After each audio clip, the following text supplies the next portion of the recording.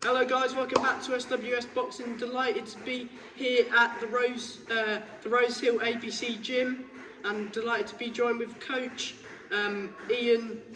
What's your surname again? Burbedge. Burbedge, sorry. And yeah. So how are you today? I'm good, thank you, mate. I'm good. Thanks for coming down. Oh, my pleasure. And yeah, my first question is, how did you get into sort of coaching?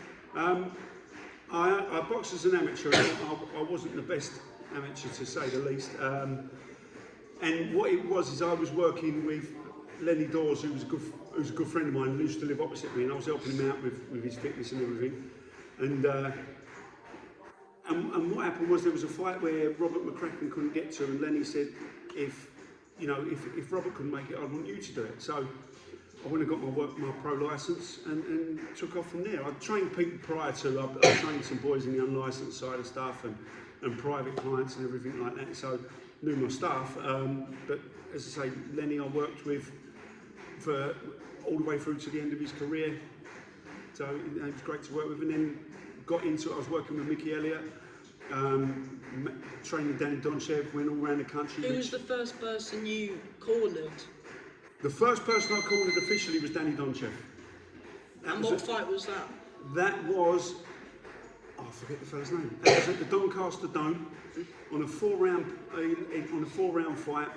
Ryan Clark, there you go, Ryan Clark.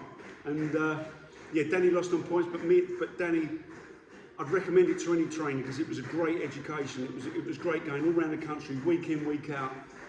You learn the ins and outs of boxing. You learn, how to react to when things ain't going well. And what you've got to remember, when you're going out with people like Danny, Danny was fighting a lot of debut boys. And the crowd's against you as well. Crowd's against you, pretty much everyone else is against you. But the problem is, because you're fighting debut kids, you've never seen them before.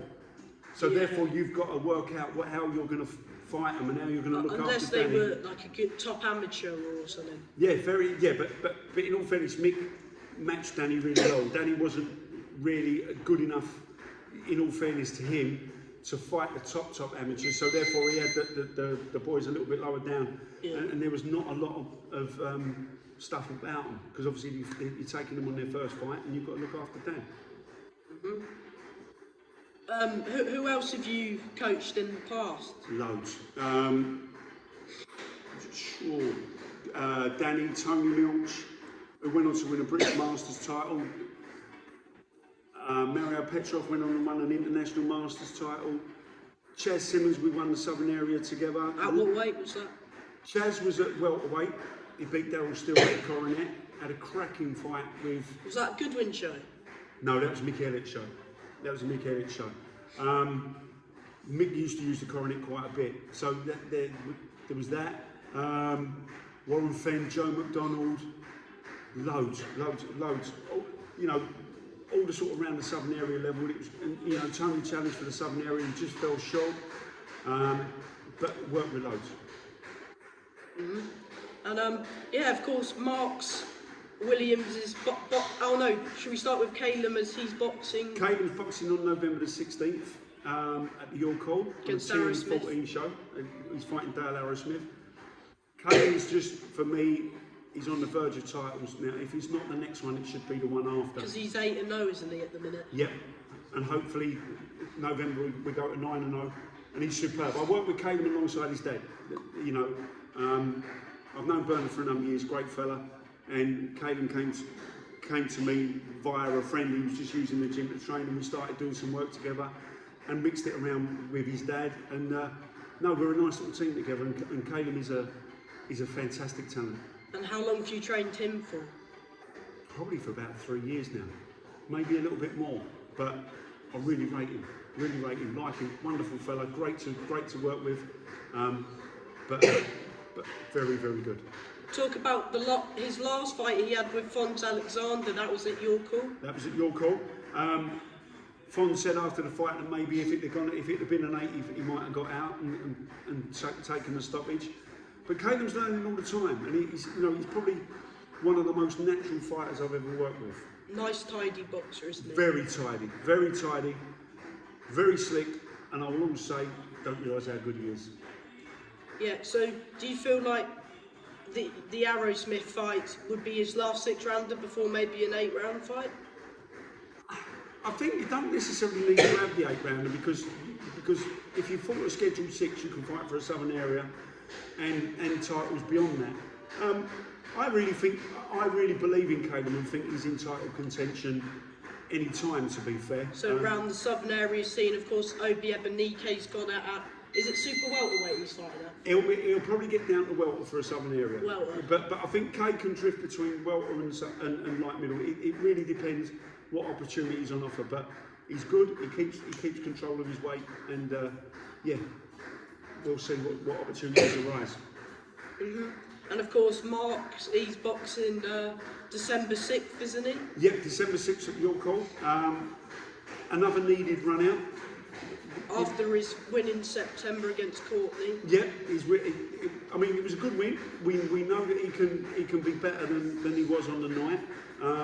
But in all fairness, Mark's had 6 years of rust to get out.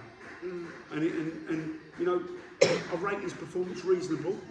I know he's better. And it's just needs another one now. And then I think really I'm looking that he should be fighting for some form of title by the middle of next year at the latest. I think have this run out. If this run out is the performance I think it can be, then I think we could look for titles for the next fight. But if we need an 8, possibly just to really extend him a little bit further, I don't see any reason why he can't do it. Exactly. Yeah, of course, Harry Matthews, bit of a different sort of style than Dylan Courtney. Yeah, Harry's tough. You know, Harry's tough. Listen, but I will not underestimate Harry Matthews at all. You know, it's the same as Caden fighting Dale Arrowsmith. They're good. They've been around a long time for a reason. I mean, they fight most weekends. Exactly. And why do they fight most weekends? Because they're good. And they can cause problems. And some of them, you know, Jordan Grannon, for example, I think he won the ABAs or something. Jordan Grannon's a fantastic fighter. If Jordan Grannon could sell tickets, it's similar. I mean, I work with Johnny Greaves occasionally, and his brother Frank's a good mate of mine. Yeah. Johnny could have done things. Had they wanted to sell tickets, they could have. And Jordan Grannon is very underestimated. And the thing is, being on that scene, as I said to you with Danny, and I saw all the journeymen around, and I would never ever underestimate a journeyman, if you like to call them that. Yeah. Because they have survived in this game for a long, long time because they're good. It's very easy to look at a record and dismiss someone and go, he's what, this and this, he's rubbish. No.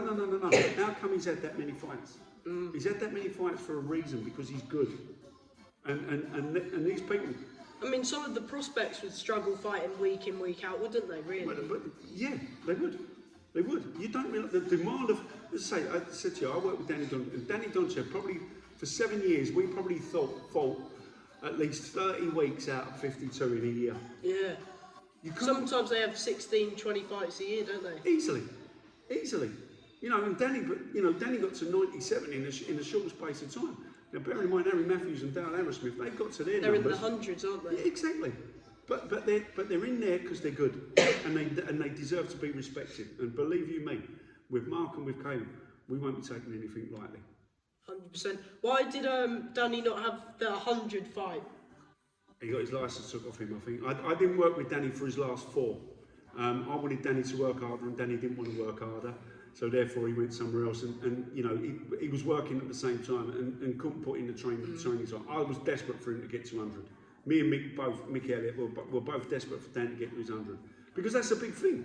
You know, all right, you might not win a title, but you get at least some sort of certificate, and you get a bit of recognition. Trophies, like that, exactly. And they deserve it, these boys. They do.